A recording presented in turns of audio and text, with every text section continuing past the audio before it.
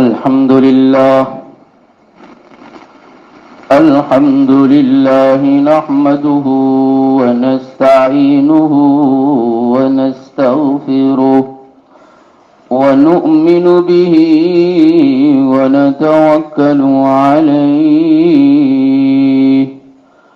ونعوذ بالله من شرور أنفسنا ومن سيئات أعمالنا من يهده الله فلا مضل له ومن يضلله فلا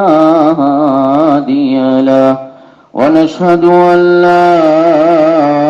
إله إلا الله وحده لا شريك له ونشهد أن سيدنا ونبينا وسندنا ومولانا محمدا عبده ورسوله صلى الله تعالى عليه وعلى آله وأصحابه وبارك وسلم تسليما كثيرا كثيرا أما بعد فأعوذ بالله من الشيطان الرجيم بسم الله الرحمن الرحيم إنك لا تهدي من أحببت ولكن الله يهدي من يشاء وهو أعلم بالمهتدين وقالوا إن نتبع الهدى معك نتخطف من أرضنا أولم نمكن لهم حرما آمنا يجبى إليه ثمرات كل شيء رزقا من لدنا ولكن أكثرهم لا يعلمون صدق الله العظيم.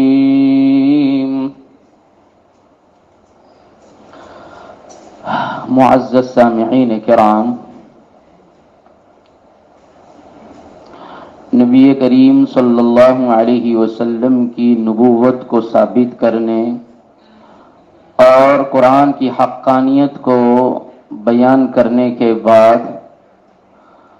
سورہ قصص کی ان آیتوں میں اللہ تبارک و تعالی نبی کریم صلی اللہ علیہ وسلم کی جو خواہش ہے اور نبی کریم صلی اللہ علیہ وسلم جس بارے میں رنجیدہ رہا کرتے تھے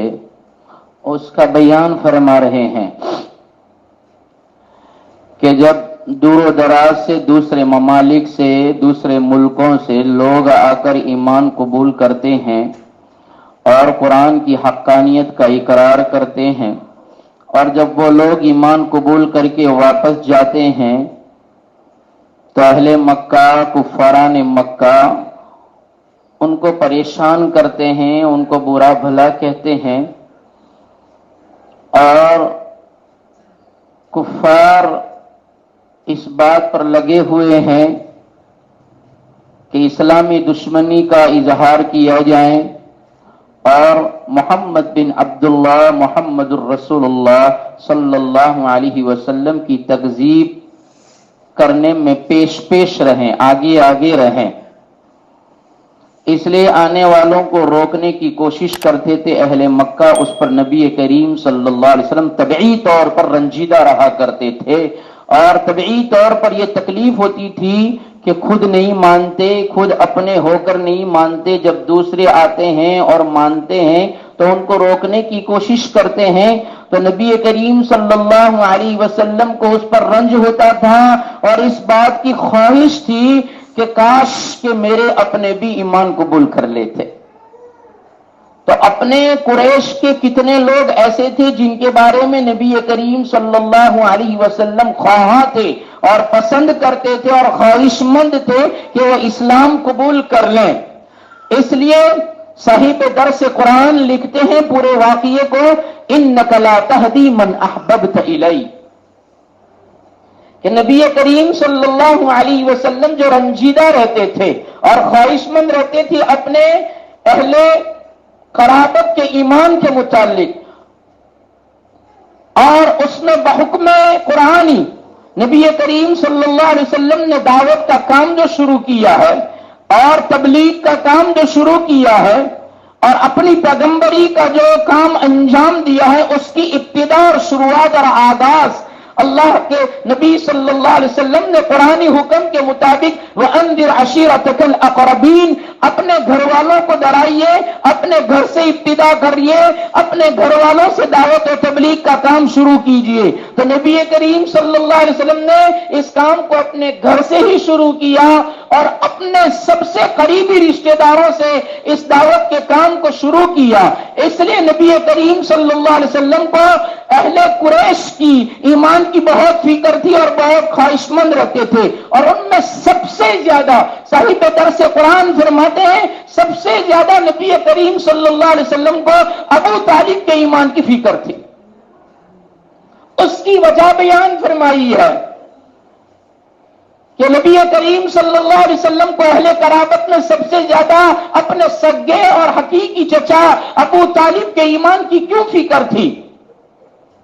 تو فرمایا کہ یہ فکر اس وجہ سے تھی کہ احسانات سب سے زیادہ نبی کریم صلی اللہ علیہ وسلم پر اہل قرابت میں سے، رشتہ داروں میں سے سب سے زیادہ اگر کسی کے احسانات ہیں تو ابو طالب کے ہیں. کہ 6 سال کی عمر میں ماں کے چلے جانے کے بعد پیدائش سے پہلے باپ کا سایہ تو ہے نہیں، اور جب 6 سال کی عمر ہوئی ہے ماں کا سایہ بھی اٹھ گیا، اور جب 8 سال 10 دن کے ہوئے، 8 سال اور 10 دن جب نبی کریم صلی اللہ علیہ وسلم کی عمر مبارک ہوئی تو دادا عبد المطلب نے جو اپنی پرورش میں لیا تھا، اپنی ذمہ داری میں لیا تھا، ان کا بھی انتقال ہو گیا. تو 8 سال 10 دن کے بعد جب ذمہ داری آئی ہے ابو طالب نے وہ ذمہ داری اٹھائی ہے، ورنہ نبی کریم صلی اللہ علیہ وسلم کے تو 13 کا چچا تھے، عبد المطلب کے تو 13 بیٹے تھے. ان میں حضرت نبی کریم صلی اللہ علیہ وسلم کے لیے خواجہ ابو طالب نے ذمہ داری اٹھائی، اور ذمہ داری صرف اٹھائی نہیں کہ بھائی نہیں ہے، بھابھی نہیں ہے، دادا بھی نہیں ہے، سب چلے گئے ہیں. اب اس چھوٹے سے بچے کو، یتیم بچے کو، کیونکہ نابالغی کی عمر ہے اور نابالغیت کی عمر میں باپ چلا جاتا ہے، یتیم ہو جاتے ہیں، تو فرمایا اس یتیم کی پرورش کی ذمہ داری لے لینا اور سب سے کہہ دینا اب کوئی فکر نہ کرے میں ذمہ دار. اتنے پر بس نہیں، بلکہ مفسرین فرماتے ہیں ابو طالب نے ذمہ داری کا حق وہ ادا کیا کہ اپنی حقیقی اولاد سے زیادہ ان کی دیکھ بھال کرتے تھے، تاکہ اس کو اس کا احساس نہ ہو کہ میرا باپ نہیں ہے، اس لیے حقیقی چچا بھی اجنبی ہی ہوا کرتا ہے، اس لیے اس کو اس کا احساس نہ ہو. اس لیے محمد کی جو خدمت کی جاتی تھی اور ان کی جو پرورش کی جاتی تھی، نشو و نما کی جاتی تھی، وہ اپنی اولاد سے بھی زیادہ، جعفر سے بھی زیادہ اور علی سے بھی زیادہ اور اپنی دوسری اولاد سے بھی زیادہ ان کی دیکھ بھال کی جاتی، ان کی پرورش کی جاتی تھی. اور پھر اس پر بس نہیں، جبکہ تاج نبوت سجایا گیا اور تاج نبوت کے بعد سب سے پہلا اپنا حقیقی چچا، اپنا سگا چچا ابو لہب تبت علی ھذا جمعتنا یا محمد کا اتنا خطرناک لفظ استعمال کرتا ہے اور ایسا جملہ استعمال کرتا ہے کہ دل پارا پارا ہو جائے، اور اپنے کے دیے ہوئے تانے دل کو چھین دیتے ہیں. اپنا حقیقی چچا، اور کہتا ہے محمد کہ تو خاک آلود ہو جائے، تیرا ستیہ ناش ہو جائے، تیری ناک مٹی میں مل جائے، تو نے ہمیں اس لیے بلایا صفا کی پہاڑی کے نیچے کہ تو ہمیں ڈرائیں اور تمہیں ایک اللہ کی تو ہمیں دعوت دیں، ارے تیرا ستیہ ناش ہو جائے. اور سب سے پہلے پتھر حقیقی چچا مارتا ہے. تو ایک چچا کا عالم تو یہ ہے کہ تاج نبوت سجانے پر پتھر مارتا ہے، برائی کرتا ہے، برے جملے استعمال کرتا ہے، شان میں گستاخی کرتا ہے، اور ایک طرف دوسرے چچا کا عالم یہ ہے کہ ابو طالب نبوت ملنے کے بعد نبی کریم صلی اللہ علیہ وسلم کی امداد کا اظہار کرتے ہیں اور کہتے ہیں بیٹا تجھے میں نے بھتیجے کی حیثیت سے نہیں پالا ہے، میں نے تجھے اپنے بیٹے کی حیثیت سے پالا ہے، بیٹا تو تیرا کام کر، تیرا چچا تیری پشت پناہی کرے گا، تیرا معین اور مددگار بنے گا، معاون بنے گا، تو کام کر اور اپنا کام کرتا جا۔ اتنا بڑا احسان تھا۔ صاحب درس قرآن آگے لکھتے ہیں کہ جب چچا کا انتقال ہوا اس کے 3 ہی دن کے بعد اپنی خدیجہ کا بھی انتقال ہو گیا۔ ایک طرف اپنا لاغری سل اور ہمدرد چچا کا انتقال ہوا، جس نے باپ جیسا سلوک کیا اور باپ جیسی شفقت پدری دینے والا چچا جس سال انتقال کر گیا ہے، اسی سال 3 دن کے بعد اپنی غمخوار بیوی خدیجہ، نبی کریم صلی اللہ علیہ وسلم فرماتے ہیں انک لا تہدی من احببت الیک، اور پیغمبر جی و نبی جی آپ جس کو چاہیں ہدایت نہیں دے سکتے، ہدایت دینے والی ذات تو رب کی ہے، آپ کا کام تو صرف کام انجام دینا، ذمہ داری پوری کرنا، دعوت و تبلیغ کرتے رہنا، سمجھاتے رہنا، بتاتے رہنا، ان کی تھدیوں میں ہاتھ ڈال کر ان کو بتاتے رہنا، منت سماجت کرتے رہنا، بے طلب بن کر بے طلبوں کے پاس جانا ہے، بے غرض بن کر جانا ہے اور ان کو سمجھاتے رہنا ہے۔ انک لا تہدی من احببت الیک، نبی کریم صلی اللہ علیہ وسلم فرماتے ہیں، صاحب درس قرآن تفسیر کی کتاب ہے، اندر درج کیا گیا جب نبی کریم صلی اللہ علیہ وسلم پر یہ ساہیں گزرے، ایک ہی سال میں یک کے بعد دیگر 3 دن کے فاصلے میں 2 غمخواروں کا انتقال ہو گیا، جو ایک اپنا بازو بنا ہوا تھا، جو اپنا پشت پناہی بنا ہوا تھا، وہ حقیقی چچا بھی چل بسا۔ اس کے بعد دین کے کاموں میں سب سے زیادہ مالی قربانی دینے والی اور محمد کی دارس بندھانے والی اور کہنے والی یتیموں کا ماوا بننے والا کبھی ہلاک نہیں ہوا کرتا، بیواؤں کا مسکن بننے والا کبھی ہلاک نہیں ہوا کرتا۔ اس لیے میرے سردار جی فکر نہ کیجیے نا، آپ کے اوپر جو ٹھنڈی کے آثار ہیں اور آپ کو آپ کی جان کا خطرہ محسوس ہوتا ہے، ایسا خطرہ محسوس نہ کیجیے نا، آپ کو کچھ نہیں ہوگا۔ ایسی غمخوار بیوی کا بھی انتقال ہو گیا۔ نبی کریم صلی اللہ علیہ وسلم فرماتے ہیں ان دونوں کے جانے کے بعد مکہ والوں کو کھلے مہار مجھے تکلیف پہنچانے کے ہاتھ آ گئے اور انہوں نے مجھے تکلیفیں پہنچانا شروع کر دیا، جبکہ میرا چچا میرا بازو بنا ہوا تھا، میرا پشت پناہ بنا ہوا تھا، کسی کی مجال نہ تھی کہ کھلے مہار مجھے کوئی تکلیف پہنچائے۔ اسی سال جب کہ بیوی بھی چلی گئی، چچا بھی چلا گیا، نبی فرماتے ہیں کہ ایک لعین نے، ایک مشرک نے، ایک کافر نے، ایک ملعون نے مجھے پکڑ کر میرے بال کو کیچڑ والا کر دیا، میرے بال پکڑ کر، میری زلفوں کو پکڑ کر میرے بال میں کیچڑ ڈال دیا اور کیچڑ میں میرے بال جم گئے اور بالوں میں کیچڑ جم گیا۔ میں ایسی حالت میں گھر پہنچا اور میرا حال یہ تھا کہ میرے بالوں پر کیچڑ لگا ہوا تھا۔ میری بیٹیوں میں سے ایک بیٹی کھڑی ہوئی، نام نہیں لکھا کہ کون سی بیٹی ہے، بیٹیوں میں سے ایک بیٹی کھڑی ہوئی اور دوڑتی ہوئی قریب آئی اور کہنے لگی ابا، دادا کے چلے جانے کے بعد، یعنی ابو طالب کے چلے جانے کے بعد، میری ماں کے چلے جانے کے بعد یہ کیا عالم بن گیا، راستوں سے گزرتے ہیں لوگ تکلیف پہنچاتے ہیں، یہاں تک ہو گیا کہ بالوں کی زلفوں کو بھی کیچڑ آلود کر دیا گیا، غبار آلود نہیں کیچڑ آلود کر دیا گیا اور بال بھی کیچڑ میں جم گئے۔ اور ابا جی کھڑے رہیے نا، آپ نہیں دھوؤ گے، اس لیے کہ اگر آج میری ماں زندہ ہوتی تو آپ کی زلفوں کو میری ماں دھوتی، آج ماں نہیں ہے تو ماں کی بیٹی تو زندہ ہے۔ کیا عجیب منظر لکھا ہے اسی آیت کے تحت میں، پڑھتے پڑھتے رونگٹے کھڑے ہو جاتے ہیں۔ मासूम बच्ची कहती है अब्बा मैं धोऊंगी। आप सर नीचा कीजिए।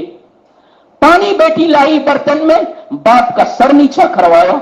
और फिर अपने बाप के सर में से कीचड़ निकाल रही है, बालों को धो रही है, जुल्फों को साफ कर रही है और आंखों में से आंसू बह रहे हैं। साहिब दर्स कुरान लिखते हैं जब नबी करीम सल्लल्लाहु अलैहि वसल्लम ने अपने बालों की सफाई के बाद जब अपना चेहरा अनवर ऊंचा किया, अपनी बेटी को रोता हुआ देखा, अपनी बेटी को गोद में लिया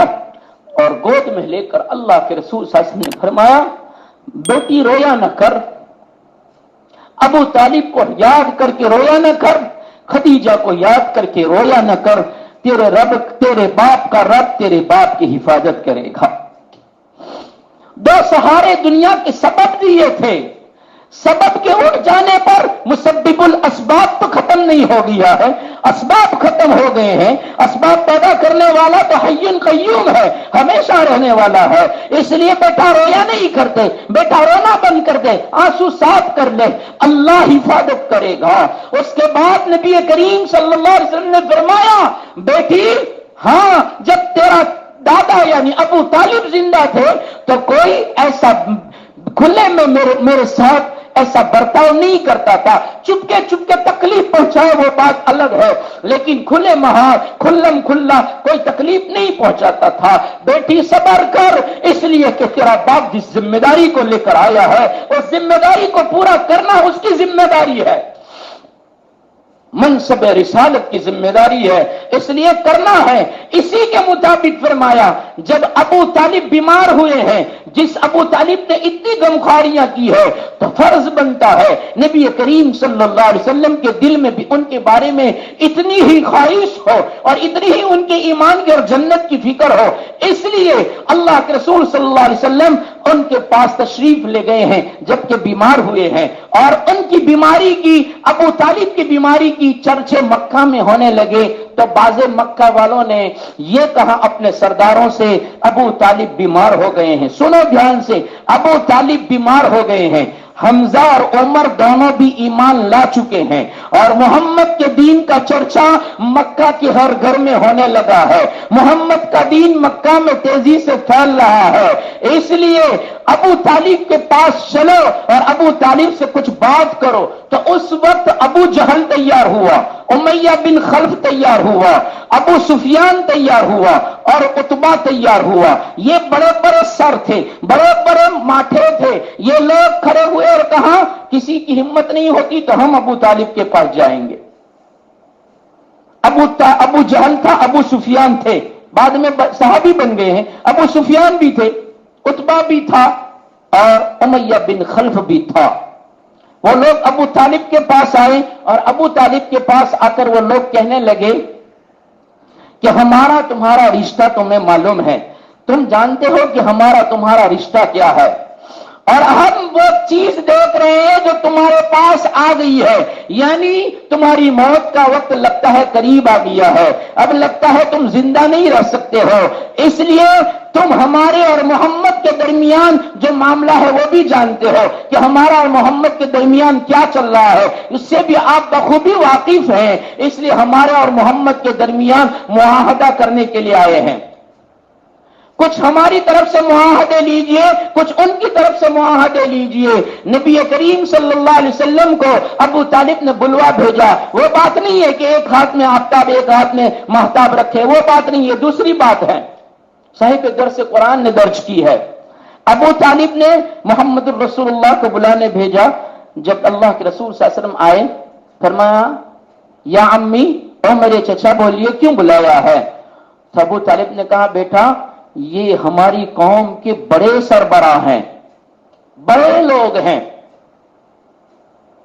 और आपके पास आए हैं, कुछ मुआहदा आपसे लें और कुछ मुआहदा उनसे लें, इसलिए आए हैं। अल्लाह के रसूल सल्लल्लाहु अलैहि वसल्लम ने फरमाया कोई बात नहीं, वो एक बात का अहद कर ले,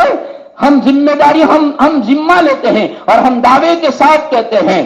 कि अगर वो एक बात का अहद ले लें और वो पूरा कर लें तो पूरे अरब के मालिक बन जाए, सिर्फ मक्का के मालिक नहीं पूरे अरब के मालिक बन जाए। अरबस्तान पूरा देश है, उसके अंदर एक शहर है मक्का। فرمایا صرف مکہ کے نہیں پورے عربستان کے مالک بن جائیں، اور اتنے پر بس نہیں، پورا عجم، پوری دنیا، عرب کے سوا جتنی بھی دنیا ہے اس کو عجم کہتے ہیں، سارے عجم ان کی تابعداری کریں گے، ان کے بول پر ساری دنیا کا کام چلے گا۔ تو ابو جہل کہنے لگا اگر ایسا ہو، صرف مکہ کی سرداری نہیں پوری دنیا کی سرداری ملتی ہو اور پوری دنیا ہمارے کہنے پر اطاعت کرتی ہو، تو بول ایک نہیں 10 قول کہ ہم تجھ سے عہد لیں گے، تو جو کہے گا وہ کریں گے۔ تو اللہ کے رسول صلی اللہ علیہ وسلم نے فرمایا ضرور؟ تو کہاں ضرور؟ تو صاحب درس قرآن فرماتے اللہ کے رسول صلی اللہ علیہ وسلم نے فرمایا کہہ دو لا الہ الا اللہ، لا الہ الا اللہ محمد رسول اللہ پڑھ لو، سارے عربستان کے مالک بن جاؤ گے، پوری دنیا تمہاری تابعدار بن جائے گی۔ تو آنے والے تالیاں بجانے لگے، جو ساتھ میں آئے تھے نا وہ چار، وہ بھی تالیاں بجانے لگے اور تالیاں بجا کر کہنے لگے ابو جہل عمرو واپس چل، ہمیں معلوم تھا کہ یہی بات کرے گا، اور تم کتنے بھی اس سے معاہدے کر لو تمہارے معاہدے کام نہیں لگیں گے، یہ تو یہی بات کرتا ہے، اس کے پاس تو ایک ہی بات ہے، چلو واپس۔ اور یہ کہہ کر واپس ہو گئے۔ ابو طالب نے نبی کریم صلی اللہ علیہ وسلم سے فرمایا بیٹا تو نے ان سے کوئی بہت بڑی مانگ تو نہیں کی تھی اور تو نے کوئی بہت بعید بات نہیں کہی تھی، صرف تو نے اس کو یہی کہا تھا کہ کلمہ پڑھ لو، یہ دنیا تمہاری ملکیت میں آ جائے گی اور دنیا پر تمہاری بات چلے گی، تمہارے اشارہ پر دنیا چلے گی۔ انہوں نے یہ بات نہیں مانی۔ نبی کریم صلی اللہ علیہ وسلم نے اس وقت محسوس کیا کہ لگتا ہے کہ چچا کی بات کا انداز ایسا ہے کہ اب میری بات پر میرا چچا ایمان لے آئے گا،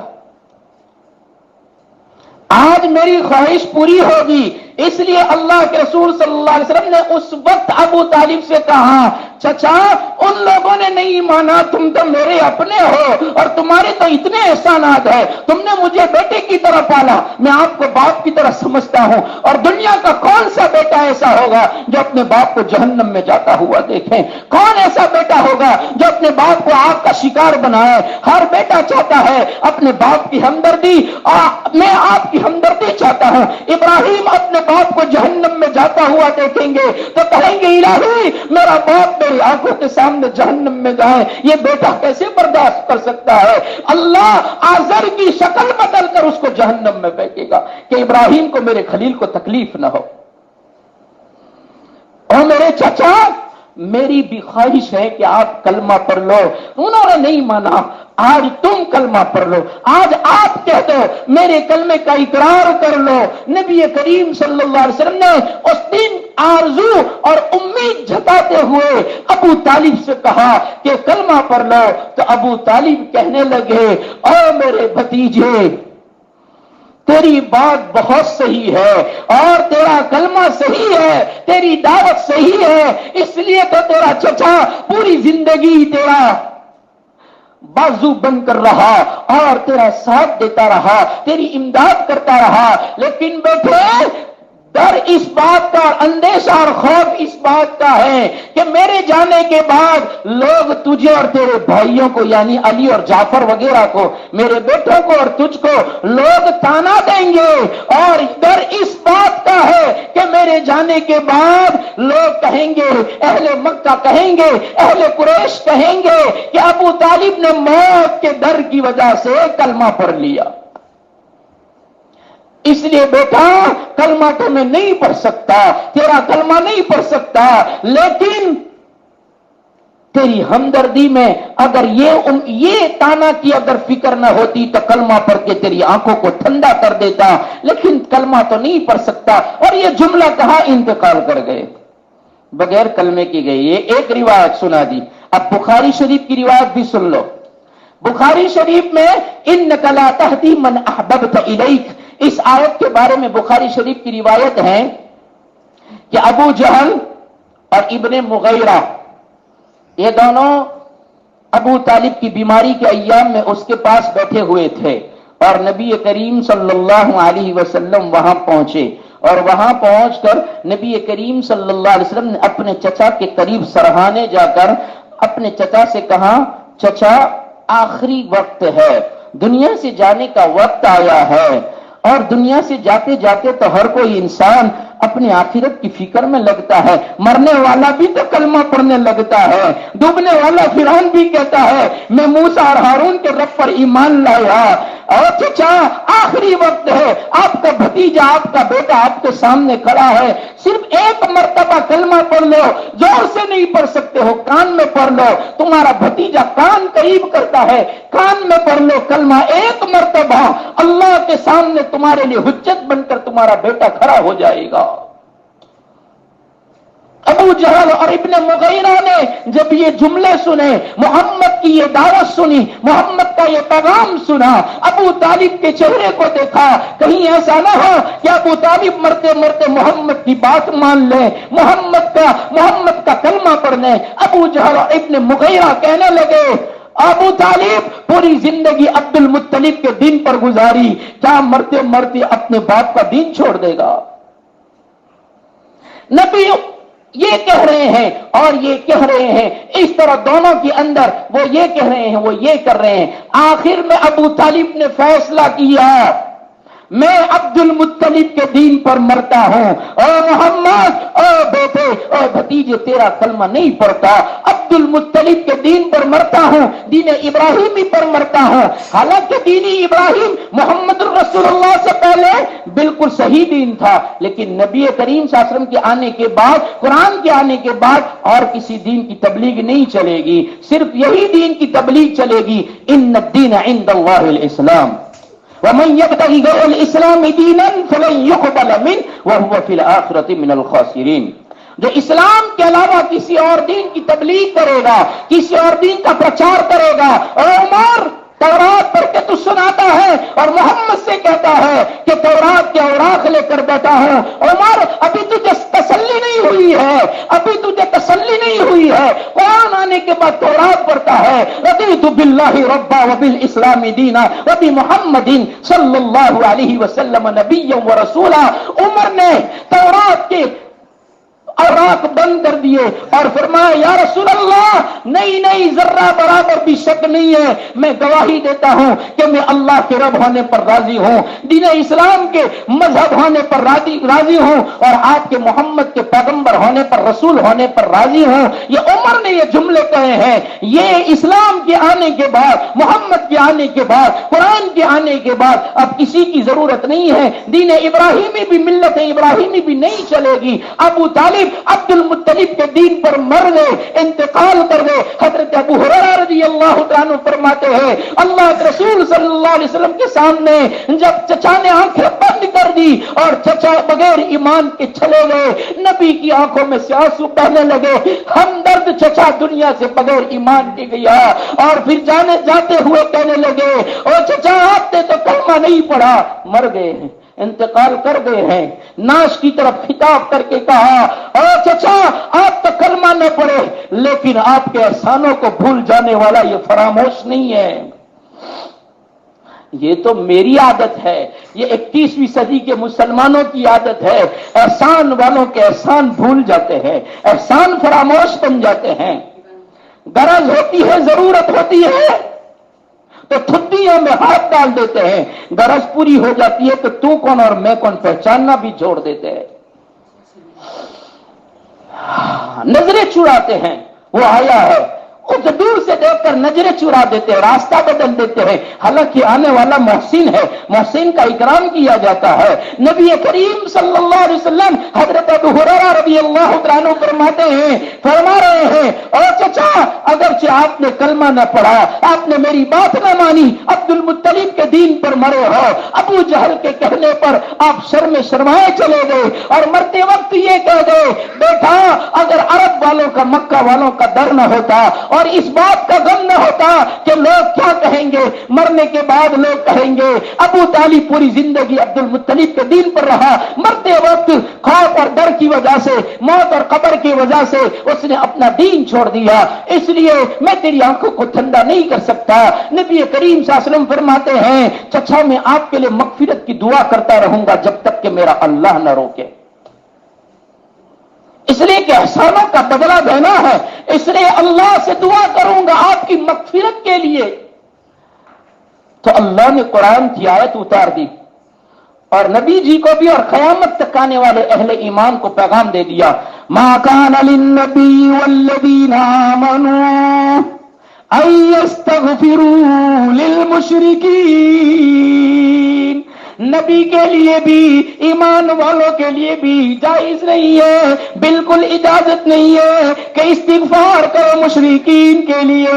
مشرکین کے لیے استغفار کرنے کی بالکل اجازت نہیں۔ اور محمد تجھ پر احسان ہے، ارے احسان کرنے والا تیرا رب کہتا ہے، محسنوں کا محسن کہتا ہے کہ تجھے اجازت نہیں اپنے چچا کے لیے بھی تو ایسا کہے کہ مغفرت فرما، اس لیے کہ شرک کیا ہے، اور شرک کرنے والوں کے پالیے ہماری دربار میں معافی کی گنجائش ہی نہیں ہے۔ بڑے سے بڑا گناہ معاف کرنے پر قادر ہے، معاف کر دیں گے، لیکن جو ہمارے ساتھ کسی کو بھاگیدار بنائے، ساجی بنائے، شریک بنائے، ہمارے پاس رتی کے برابر بھی ان کی معافی کی گنجائش نہیں۔ ما کان للنبی والذین آمنوا ان یستغفروا للمشرکین، مرنے والا رشتہ دار کیوں نہ لیکن کفر کرتا ہے، شرک کرتا ہے، تو فرمایا ان کے لیے بھی استغفار نہ کرو، تمہارا استغفار کرنا ان کو نہیں بچا سکتا اور ان کی جہنم کو جنت میں نہیں بدل سکتا، اس لیے کہ مشرک ہے، رشتہ دار کے لیے بھی اپنا باپ ہو، باپ بھی ایمان نہ لائے، بیٹا ہو کفر کرے، شرک کرے، تو ان کے لیے بھی اجازت نہیں ہے۔ الہی ڈوبنے والا میرا بیٹا، میں تیرا پیغمبر اور تو نے مجھے نوح نجی اللہ بنایا، اور اللہ ایک باپ کی سن لے، بیٹے کو ہلاک ہونے سے بچا لے، سمندر کی گوتوں سے بچا لے، سمندر میں غرقاب ہونے سے بچا لے۔ رب نے فرمایا خبردار چپ ہو جاؤ، وہ تمہارے اہل میں سے نہیں ہے، جمع ضرور تم نے ہے لیکن جمنے کے بعد تمہارا بیٹا کہلانے کے قابل نہیں، فہرستی تمہارا بیٹا ہو سکتا ہے لیکن ہماری سرکار میں، ہمارے دفتر میں، ہماری رجسٹر میں وہ اسلام والا، ایمان والا نہیں، مومن نہیں، وہ ہمارا نہیں، تمہارا بھی نہیں۔ خبردار اگر دوسری مرتبہ ان کے لیے استغفار کیا تو تمہارا نام پیغمبری کی فہرست نکل جائے گا۔ لو، اللہ نے نبی کریم صلی اللہ علیہ وسلم کو کہا ایسی دھمکی نے حبیب ہے، لیکن فرمایا نبی ایسی بھول مت کرنا، ان کے لیے دعا مت کرنا، تیری دعا کرنا بھی ان کو نہیں بچا سکے گا، ورنہ حبیب دعا کریں اور ہو نہ سکے یہ ہو ہی نہیں سکتا۔ عبداللہ بن ابی کا جب منافقوں کا سردار جب جنازے کی نماز پڑھانے چڑھے تو پیچھے سے عمر نے دامن پکڑا اور کہا یا رسول اللہ یہ کیا کرتے ہو، یہ کس کی جنازے کی نماز پڑھاتے ہو، اتنے بڑے منافق کی، اتنی تکلیفیں دینے والے کی نماز جنازہ پڑھاتے ہو۔ اللہ کے رسول صلی اللہ علیہ وسلم نے فرمایا عمر چھوڑ دے، اگر میری نماز جنازہ پڑھانے سے اس کی مغفرت ہوتی ہے تو پڑھانے دینا۔ اللہ نے جبرائیل کو بھیجا، یا رسول اللہ، اللہ فرماتا ہے کہ مسئلہ نبوت کا تھا، عمر نے دامن پکڑا تھا، اگر عمر کے کہنے پر ہم روک دیتے تو ایک امتی کی خاطر نبوت کو، نبی کو روکنا ہو جاتا، اس لیے ہم نے نہیں روکا۔ تیری جنازے کی نماز تو نے اس کی پڑھا دی، لیکن آج کے بعد یاد رکھ کسی منافق کی جنازے کی نماز مت پڑھانا، تیری نماز جنازہ پڑھانا بھی ان کی مغفرت کا ذریعہ نہیں بن سکتی۔ فرماتے انک لا تہدی من احببت الیک، اور نبی اتنا اپنے آپ کو کیوں لگا دیتے ہو اور اتنے خواہش مند کیوں ہو جاتے ہو کہ وہ کلمہ نہیں پڑھتے، تو آپ چاہتے ہیں کہ مرتے وقت کلمہ پڑھ لے۔ اور نبی کریم صلی اللہ علیہ وسلم کی شان یہ تھی کہ صرف اپنے چچا کے لیے نہیں بلکہ ہر ایک کے لیے یہی امید رکھتے تھے، یہی خواہش رکھتے تھے کہ مرنے سے پہلے کلمہ پڑھ لیں اور جہنم سے بچ جائیں، جنت میں جانے والا بن جائیں۔ چرواہا کہتا ہے اگر کلمہ پڑھ لوں تو کیا ہوگا، دو چیزوں میں سے ایک ہوگی، جہاد میں آئے گا یا گھر جائے گا۔ کہاں جہاد میں آؤں تو کیا ہوگا، کہاں غازی بنے گا تو واپس آئے گا یا شہید ہو کر مر جائے گا۔ بکریاں واپس کر دی اور واپس کر کے وہ لگ گیا جہاد میں اور اسی جہاد میں انتقال کر گیا۔ نبی کریم صلی اللہ علیہ وسلم نے فرمایا اور میرے صحابہ یہ بکریاں چرانے والا ایک نماز نہیں پڑھی، ایک زکات نہیں دی، ایک صدقہ نہیں کیا، نہیں روزہ رکھا، کچھ نہیں کیا، ابھی ایمان لایا، جہاد میں گیا اور مر گیا، شہید ہو گیا، سیدھا جنت میں جائے گا۔ اتنے خواہش مند تھے کہ ہر ایک کے بارے میں کہ مرنے سے پہلا کلمہ پڑھ لیں۔ اس لیے اللہ کے رسول صلی اللہ علیہ وسلم نے اپنے چچا کے لیے بھی یہ داعیہ پیش کیا اور کہا کہ اے چچا کلمہ پڑھ لو، میں تمہاری سفارش کروں گا، اللہ کے سامنے کھڑا ہو جاؤں گا۔ اللہ تبارک و تعالیٰ نے روک دیا اور روکنے کے بعد فرمایا اب کسی کے بارے میں ایسی سفارش مت کرنا، استغفار مت کرنا، تجھ پر احسانات کیے ہیں نا تو احسانوں کے بدلے میں جہنم میں سب سے کم عذاب اس کو دیں گے، لیکن جہنم میں تو جائے گا۔ سب سے کم عذاب اس لیے کہ ہمارے حبیب کا غمخوار رہا ہے، ہمارے حبیب کی پرورش کی ہے اور موت تک کا پرورش کرتا رہا اور موت تک ہمارے نبی کا معاون رہا ہے۔ اس لیے قیامت میں سب سے کم عذاب اگر ہوگا تو ابو طالب کو ہوگا، اور وہ ایسا کہ جوتیاں پہنائی جائے گی آگ کی اور اس کی وجہ سے اوپر سے کھوپڑی ایسے ابلے گی جیسے ہنڈیا میں ہڈیاں ابلتی ہے۔ صرف جوتیاں پہننے پر یہ حالت ہوگی تو جو پورا کا پورا جہنم کا ایندھن بن گیا ہوگا اس کا کیا عالم ہوگا۔ اللہ ہماری حفاظت فرمائے۔ اسی کو اللہ ان آیت میں بیان فرماتا ہے انک لا تہدی من احببت ولکن اللہ یہدی من یشاء، بے شک آپ نہیں ہدایت دے سکتے جس سے آپ محبت کریں، ولکن اللہ یہدی من یشاء، لیکن اللہ جس کو چاہتا ہے ہدایت دے دیتا ہے۔ ہاں نہ شکری کرنے پر، نہ قدری کرنے پر اللہ اٹھا کر پھینک دیتا ہے، دوسروں کو لا کر کھڑا کر دیتا ہے۔ جب جب بھی اسلام والوں نے، ایمان والوں نے نا قدریہ کی، تاتاریوں کو لا کر کھڑا کر دیا، ظلم و ستم کرنے والے مسلمانوں کو ایسے مارا ہے جیسے کہ کچومر بنایا جاتا ہے، بوری گاجر کی طرح ان کو بھی ذبح کر دیا گیا اور لاکھوں کی تعداد میں لوگ ذبح کر دیے گئے۔ ایک دن میں 6 لاکھ مسلمانوں کو چنگیز خان نے ختم کر دیا، ہلاکو خان نے لاکھوں لوگوں کو، مسلمانوں کو قتل کر دیا۔ جب جب بھی مسلمان اپنی مسلمانی سے ہٹے ہیں، اپنی ہدایت پر سے ہٹے ہیں، اس لیے فرمایا ربنا لا تزغ قلوبنا بعد اذ ہدیتنا وہب لنا من لدنک رحمہ، ہدایت ملنے کے بعد یہ اللہ گمراہیوں سے حفاظت فرمائیے، یہ دعا مانگا کرو۔ ہدایت ملنے کے بعد گمراہ ہونے سے بچا لیجئے، ورنہ ہدایت کے بعد کی گمراہی بڑی خطرناک ہوا کرتی ہے۔ وَلَٰكِنَّ اللَّهَ يَهْدِي مَن يَشَاءُ وَهُوَ أَعْلَمُ بِالْمُهْتَدِينَ، اور اللہ ہی جانتا ہے ہدایت والا کون ہے، ہدایتوں کی راہوں پر چلنے والا کون ہے، وہ اللہ ہی جانتا ہے، اس کے سوا کوئی نہیں جانتا۔ اس کے بعد آگے کی آیتوں میں اللہ تبارک و تعالی مشرکین مکہ کے لچر عذر کو بیان فرماتے ہیں اور ان عذروں کا جواب دیتے ہیں کہ وہ لوگ نبی کریم صلی اللہ علیہ وسلم کو کیا عذر پیش کرتے تھے، کیا بہانے پیش کرتے تھے، نہ ماننے کے بہانے کرتے تھے۔ اس کو اللہ تبارک و تعالی نے سورہ قصص کی ان آیتوں میں ذکر فرمایا کہ جب نبی کریم صلی اللہ علیہ وسلم اہل مکہ کو ساری داستانیں سناتے اور قوموں کی ہلاکتوں کی باتیں بتاتے اور ایمان لانے کی دعوت دیتے تو وہ لوگ بہانے بناتے اور آ کر کہتے، صاحب قرطبی فرماتے ہیں، امام قرطبی تفسیر کی کتاب ہے تفسیر قرطبی، امام قرطبی فرماتے ہیں کہ حارث بن عثمان نام کا ایک آدمی تھا، وہ نبی کریم صلی اللہ علیہ وسلم کے پاس آ کر کہتا تھا کہ محمد تیری بات بالکل صحیح ہے، ہم مانتے ہیں، مکہ والے بھی مانتے ہیں کہ تو جو بات کر رہا ہے وہ صحیح ہے، ٹھیک ہے، اور اللہ ایک ہے اور تو پیغمبر ہے، ساری باتیں ہم مانتے ہیں، لیکن بات یہ ہے کہ اگر تیری بات کو مان لیں اور محمد تجھ پر ایمان لے آویں تو خطرہ اس بات کا ہے کہ ہماری جان کا بھی خطرہ اور مال کا بھی خطرہ، کہ پورا عربستان ہمارا دشمن بن جائے گا اور دشمن بنے گا، ہماری جان کا بھی خطرہ ہوگا، ہماری مال کا بھی خطرہ ہوگا اور وہ لوٹ لیں گے اور ہمارا سارا ختم ہو جائے گا، ہماری دنیا بگڑ جائے گی۔ دنیا کے بگڑنے کے خوف کی وجہ سے ہم آخرت پر ایمان نہیں لاتے،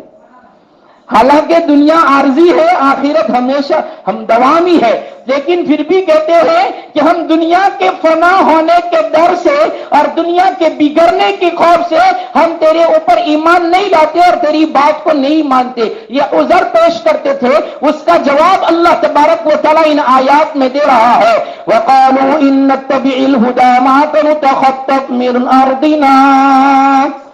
وہ لوگ کہتے ہیں کہ اگر ہم تیری بات مان لیں، تیری اطاعت کر لیں، ہدایت پر آ جائیں تو نتخطف من ارضنا، ہم ہماری زمین سے اچک لیے جائیں، ہمیں ہماری زمین سے نکال دیا جائے اور ہماری زمین میں ہمیں کوئی رکھنے کے لیے تیار بھی نہ ہو۔ صاحب معالم العرفان فرماتے ہیں ان لوگوں نے جب یہ بہانہ کیا تو اللہ تبارک و تعالیٰ نے فرمایا اولم نمکن لہم حرما آمینا، یہ بہانہ کرتے ہیں کہ اگر ہم نہ کریں، اگر تیری بات مان لیں تو ہمیں اچک لیا جائے، ہمیں لوٹ لیا جائے، ہمیں ہلاک کر دیا جائے۔ تو ذرا ان کو بتاؤ نا کہ تم تو امن والے حرم میں ہو، پوری دنیا میں خون خرابہ ہو رہا ہو، قتل و غارت گیری چل رہی ہو، قتل و قتال چل رہا ہو، لوٹ مار چل رہی ہو، لیکن حرم میں تو کبھی نہیں ہو سکتی، اس لیے کہ حرم میں جو آ جاتا ہے وہ امن میں آ جاتا ہے۔ اگر پرندہ بھی اڑ کر حرم میں آ جائے تو اس کا شکار بھی حرام کر دیا گیا، کوئی جانور بھاگ کر حرم میں آ جائے تو جانور کو بھی مارنے سے روک دیا گیا، اگر کوئی وارث دشمن بھی آ جائے تو کہاں حرم میں آنے کے بعد اس کو امان مل گئی، اس کو کوئی مار نہیں سکتا۔ ابو ریغار کو میں سمود کا آدمی جب حرم میں آ گیا تو اس کو اللہ کے عذاب سے بھی روک دیا گیا،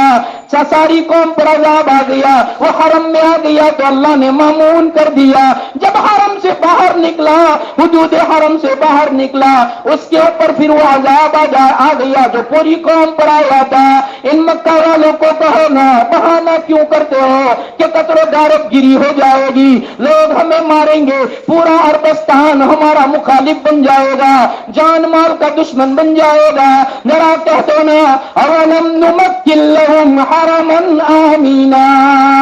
امن والے حرم میں تمہیں رکھا ہے اور تم نہیں جانتے۔ ارے تم نے اپنی آنکھوں سے بھی دیکھا ہے جب ابرہا آیا تھا اور ابرہا نے آ کر جب بیت اللہ کو گرانے کے ناپاک ارادے کا اظہار کیا، ہم نے پرندوں کو بھیجا، تمہارے پاس نہیں لڑوایا اور نہ تمہارا خون خرابہ ہونے دیا، ابرہا کو تمہارے پاس آنے بھی نہ دیا، کعبۃ اللہ کے ارد گرد رہنے والوں کو ہم نے امان دے دی، ہم نے محفوظ اور سلامت کر دیا۔ ابرہا کو پرندوں کے ذریعے سے ہم نے ختم کروا کر کے اس کی حفاظت کی، صرف حرم کی حفاظت نہیں کی، حدود حرم میں رہنے والوں کی بھی حفاظت فرمائی۔ پھر کیسے کہتے ہو کہ ایمان لانے پر، جبکہ اللہ بے ایمان تھے، تم ایمان والے نہیں تھے، تمہاری حفاظت فرمائی ہے۔ اور یہی بات نہیں، پورے عربستان میں 8 مہینے تک قتل و غارت گیری ہوتی تھی، 8 مہینے تک، موسم گرما میں، موسم سرما میں 8 مہینے تک وہ لڑائی کرتے تھے، راستے میں سے اگر کوئی جاتا ہے تو اس کو لوٹ لیتے ہیں۔ پورے عربستان کا یہ ماحول تھا۔ صرف جب اشہر حرم 4 مہینے حرمت والے آتے تھے، ان حرمت والے مہینوں میں وہ لوگ قتل و قتال نہیں کرتے تھے، کسی مسافر کو، کسی تاجر کو لوٹتے نہیں تھے، ورنہ عربستان کی عام راستوں پر بھی، شاہراہوں پر بھی جو بھی گزرتا تھا ان کو لوٹ لیا جاتا، مار دیا جاتا، خون خرابہ کیا جاتا، قتل و غارت گیری کی جاتی۔ اور کتنے 8 مہینے تک، ہر سال میں 8 مہینے ایسا منظر رہتا تھا۔ اور اس کی شہادت پہ صاحب معالم العرفان نبی کریم صلی اللہ علیہ وسلم کی حدیث لائے ہیں کہ قبیلہ عبد القیس کے لوگ نبی کریم صلی اللہ علیہ وسلم کے پاس آئے اور پاس آ کر کہنے لگے یا رسول اللہ، ہم ایمان لائے آپ کے پاس، ہم ملک یمن کے اطراف میں رہتے ہیں اور ملک یمن سے ہم لوگ یہاں آتے ہیں تو 8 مہینے تک ہمارے راستے میں قبیلہ مزر پڑتا ہے اور قبیلہ مزر کے لوگ کافر ہیں، اور قبیلہ مزر کی یہ کافرین ہمیں 4 مہینوں کے علاوہ بہت تکلیفیں پہنچاتے ہیں اور ہم بہت تکلیفیں برداشت کر کے یہاں تک آتے ہیں، اس لیے یا رسول اللہ ہمیں کوئی ایسی تعلیم دے دیجئے کہ ہم ہمارے گھروں پر رہ کر کیا کریں، ہمیں یمن سے یہاں تک آنا نہ پڑے، ورنہ مکہ والے مکہ آتے ہوئے بیچ میں جو قبیلے پڑتے ہیں وہ بہت تکلیف دیتے ہیں۔ صرف 4 مہینوں میں اشہر حرم میں ہمیں تکلیف نہیں دیتے، ورنہ 8 مہینے ہمیں بہت تکلیف پہنچاتے ہیں، اس لیے ہم یہاں نہ آویں، ایسا کوئی پیغام اور ایسی کوئی تعلیم دے دیجئے۔ اس بات کی دلیل ہے کہ مکہ کے ارد گرد جتنے بھی شہر تھے اور جتنی بھی آبادیاں تھیں وہاں لوگ قتل و غارت گیری کرتے تھے، لیکن مکہ میں کبھی ایسا نہیں ہوتا تھا، اس لیے کہ وہ حرم شریف وہاں ہے، اس لیے اللہ نے اس کو امن والا بنایا۔ اتنی افراتفری کے باوجود بھی حرم کی عزت کی جاتی تھی، حرم والوں کی بھی عزت کی جاتی تھی، اور ایسی افراتفری کے ماحول میں بھی ان کے پاس کوئی نہیں آتا تھا۔ پھر تم کیوں کہتے ہو کہ یہاں جو آتا ہے، یہاں اگر ایمان لے آئے تیرے اوپر تو لوگ ہم پر قتل و غارت گیری کریں اور ہمارا مال سامان اور جان لوٹ لیں؟ یہ کھوٹا بہانہ ہے، غلط بہانہ ہے، اس عذر کی نفی اللہ نے کر دی۔ پھر آگے فرمایا گیا، ایک واقعہ بیان فرماتے ہوئے مفسرین فرماتے ہیں کہ نجران ایک علاقہ ہے، نجران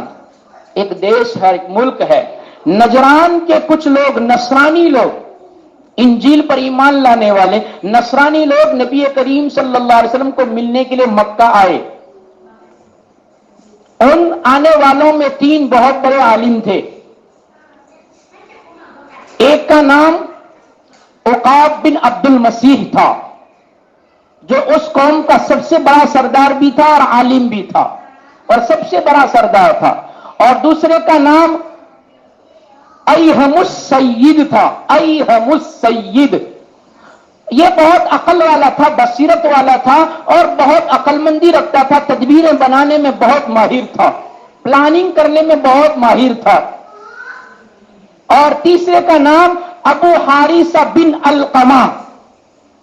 یہ اس میں سب سے بڑا عالم تھا، اس کے پاس تورات کا بھی علم تھا، زبور کا بھی علم تھا اور انجیل کا بھی علم تھا، اور تینوں کتابوں کا اس کے پاس پورا کا پورا علم تھا، اتنا بڑا عالم تھا، اور اس کو سب سے بڑا عالم مانا جاتا تھا نجران میں۔ تو یہ لوگ آئے اور نبی کریم صلی اللہ علیہ وسلم سے مختلف سوالات کیے، اللہ کے رسول صلی اللہ علیہ وسلم سے بڑے پیچیدہ سوال کیے، اللہ کے رسول صلی اللہ علیہ وسلم نے ان کی ہر پیچیدگی کو دور کیا، ان کے ہر سوال کا جواب دیا، اور پھر اللہ کے رسول صلی اللہ علیہ وسلم نے ان کے اوپر اسلام پیش کیا، تو ان لوگوں نے بھی انکار کر کے کہا ہم اسلام نہیں لاتے، اور اسلام کا انکار کر کے وہ چلے گئے،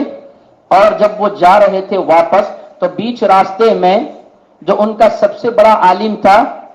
ابو حارثہ بن علقمہ،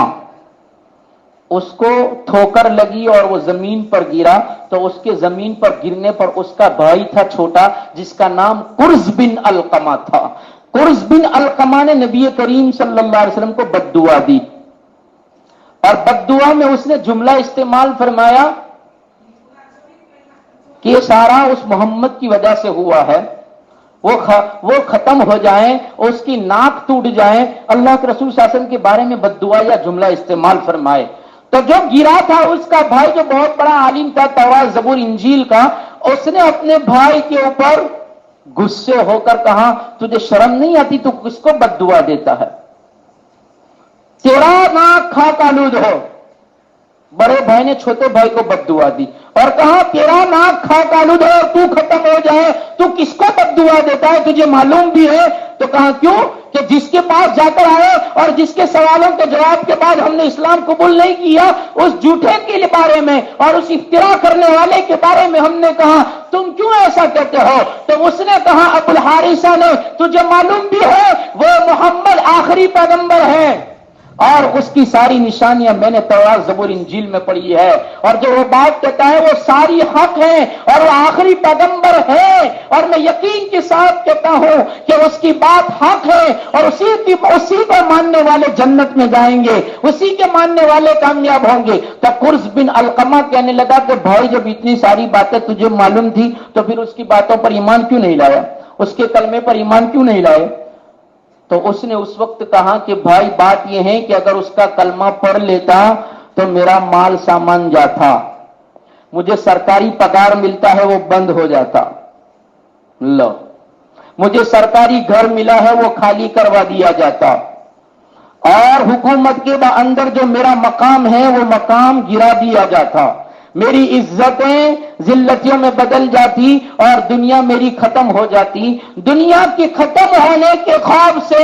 محمد سچا ہے پھر بھی میں نے نہیں مانا۔ تو قرظ بن علقمہ نے کہا بھائی تجھ پر لعنت ہو، تو نے دنیا کے خاطر، دنیا کے ٹھیکروں کے خاطر، دنیا کے چیتروں کے خاطر، دنیا کے چند دن کی زندگی کے خاطر ایک دن مرنا ہے۔ ہمارے آبا و اجداد مر گئے، ہمارے باپ دادا مر گئے، ایک دن تو اور میں بھی مر جائیں گے۔ تجھ پر لعنت ہے، تجھ پر افسوس ہے کہ تو کیسا عالم ہے، اتنا علم رکھنے کے باوجود بھی تو نے اس پیغمبر کا انکار کر دیا۔ ارے تجھے دنیا کی فکر ہے، تیرے پاس دنیا طلبی ہے، تو جا تجھے اجازت ہے اپنے نجران واپس چلا جا۔ لیکن یہ قرظ سمجھ گیا ہے، قرظ کی دل میں بات اتر گئی ہے کہ محمد جو کہتا ہے ہم اس کے سامنے بہانے نہیں بنائیں گے، ہم واپس جاتے ہیں۔ واپس آئے مکہ، اور مکہ واپس آ کر کہا اے محمد،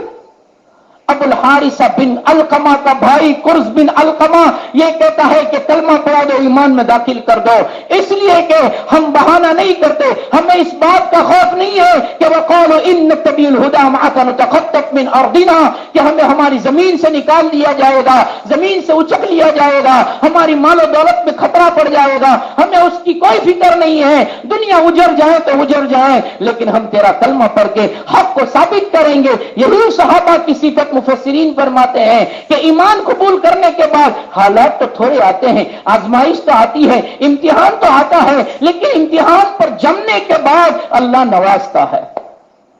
صحابہ پر مختلف حالات آئے اور اتنے گھنونے حالات آئے، اتنے خطرناک حالات آئے کہ ان حالات کو دیکھ کر اگر کوئی دیکھنے والا دیکھے تو کہے کہ یہ کیسے حالات میں پڑے ہوئے ہیں، لیکن ایسے حالات میں بھی، ایسی آزمائشوں میں بھی صحابہ ثابت قدم رہے تو پھر اللہ نے ان کو پوری دنیا کا مالک بنایا اور ممالک کا مالک بنایا، فتوحات کے دروازے کھولے، اور پھر گھروں میں اتنا اناج غلہ رہتا تھا کہ پورے سال کا اسٹاک رہتا تھا، اور صحابہ کہتے تھے کیا یہ ہماری قربانیوں کا بدلہ تو نہیں دیا جا رہا ہے؟ فرمایا یہ بدلہ نہیں ہے، یہ اس کی برکتیں ہیں، تم نے قربانیاں دی ہے، بدلہ تو تمہیں وہاں ملے گا۔ قرظ بن علقمہ کہتا ہے ہم ایمان میں داخل ہوتے ہیں، ہمیں کلمہ پڑھا دیجئے، ہمیں کوئی خوف نہیں ہے، ہم بہانے نہیں بنائیں گے۔ اللہ اسی کو بیان کرتا ہے اولم نمکن لهم حرما آمنا یجبى الیہ ثمرات کل شیء رزقا من لدنا ولکن اکثرهم لا يعلمون۔ اللہ ایک اور دلیل دیتے ہوئے فرما رہے ہیں، ایک اور جواب دیتے ہوئے فرما رہے ہیں یا رسول اللہ اور ہمارے پیغمبر ذرا ان مکہ والوں کو سنا دیجئے نا، جس زمین میں تم رہتے ہو، جس مکہ میں رہتے ہو، یہ مکہ کیا ہے جہاں کوئی درخت بھی نہیں ملتا، جہاں کوئی فصل بھی نہیں ملتی، جہاں کوئی باغ بھی نہیں ملتا، جہاں کھیتیاں نہیں ملتی، مکہ کی زمین میں تو پتھر کے سوا کچھ نہیں ہے، ان کے اندر تو فصلیں اگانے کی صلاحیت بھی نہیں ہے، پھر تمہارے پاس پوری دنیا کے بہترین سے بہترین ثمرات آتے ہیں، رزق آتا ہے ہماری طرف سے، تم کہاں لینے جاتے ہو؟ تم کہتے ہو کہ ہمیں اٹھا لیا جائے گا، ارے کہاں اٹھا لیا جائے گا؟ تمہارے پاس تو لوگ بھیجتے ہیں دنیا کا ہر پھل، ہر پھول، ہر چیز تازہ اور بالکل ترو تازہ اور بالکل فریش مال تمہارے پاس آتا ہے۔ یجبا الیہ ثمرات، اللہ تمہاری طرف بھیجتا ہے اپنی غذائیں، اپنا خوراک، اپنا غلہ، اپنا کپڑا، یہ تمہارے پاس بھیجا جاتا ہے۔ اور کیسا بھیجا جاتا ہے کہ ابراہیم نے تو جب اپنے بیٹے کو اور اپنی بیوی کو چھوڑا تھا تو چٹیل میدان تھا، پتھر کے سوا کچھ نہیں تھا، اور جہاں حجر شجر کچھ نہیں تھا، اور یہ تو ابراہیم کی، جس ابراہیمی ملت کی آپ باتیں کرتے ہو، اس ابراہیم کی قربانی کا صدقہ ہے کہ اس ابراہیم نے اللہ سے دعا کی تھی تنہائیوں میں، اے اللہ میں نے وہ کر دیا جو تو نے کہا، اب وہ تو کر دے جو میں کہتا ہوں۔ مفسرین فرماتے ہیں، صاحب معالم العرفان فرماتے ہیں، حضرت ابراہیم فرمائے یا اللہ میں نے وہ کر دیا جو تو نے کہا، بیٹے اور بیوی کو چھوڑ دیا بیابانوں میں، اب تو وہ کر دے جو تیرا ابراہیم کہتا ہے۔ اب جب تو نے خلیل بنایا ہے تو دوست کی التجا بھی سن لے، ربنا انی اسکنت من ذریتی بواد غیر ذی زرع عند بیتک المحرم،